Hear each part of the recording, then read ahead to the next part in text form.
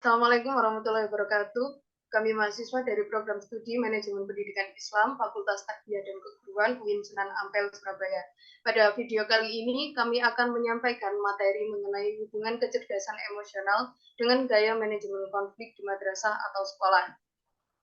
Anggota kelompok kami yang pertama ada saya sendiri, Hardina Rohma, dengan NIM 0602032030. Dan yang kedua rekan saya ada Rehan Febriansyah dengan NIM D03219029.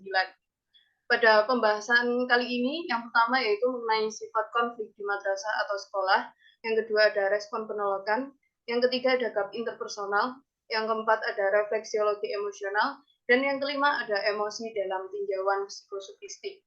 Untuk materi yang pertama yaitu mengenai sifat konflik di madrasah atau sekolah. Sifat konflik dapat berkisar dari yang kecil dan sederhana hingga yang kompleks dan berbahaya.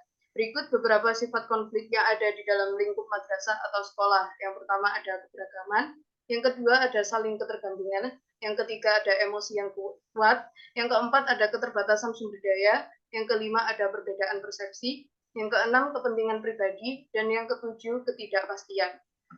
Selanjutnya yaitu mengenai respon penolakan. Respon penolakan adalah tanggapan emosional atau keperilakuan terhadap ancaman yang nyata atau dibayangkan kepada rutinitas kerja yang telah mapan. Materi yang ketiga yaitu mengenai gap interpersonal. Gap interpersonal adalah konflik yang muncul di dalam sebuah organisasi atau di tempat kerja.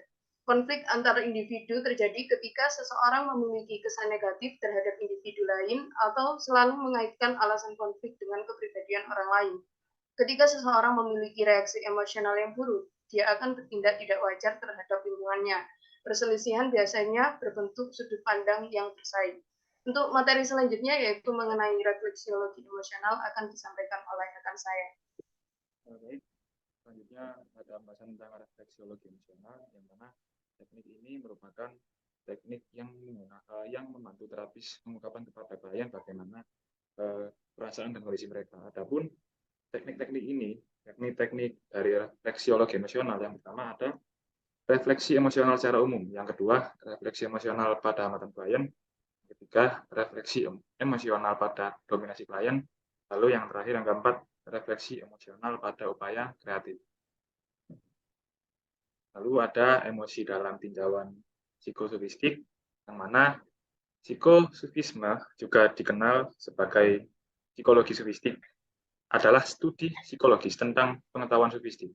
Psikologi sofistik juga dikenal sebagai psikosofisme atau studi tentang perilaku manusia berdasarkan paradigma sufi yang didasarkan pada Al-Quran dan Al-Hadis. Psikologi sofistik sangat menekankan tumbuhnya kapasitas batin seseorang yang akan membahas tentang kesadaran psikologis agar senantiasa dekat dengan Tuhan.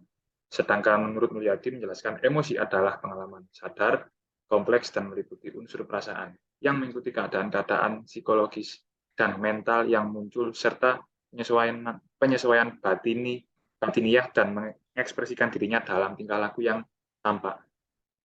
Baik, saya kembalikan kepada moderator. Baik, terima kasih atas pemaparannya dari rekan saya.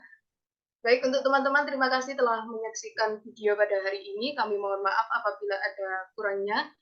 Terima kasih, sampai bertemu di video lain. Assalamualaikum warahmatullahi wabarakatuh.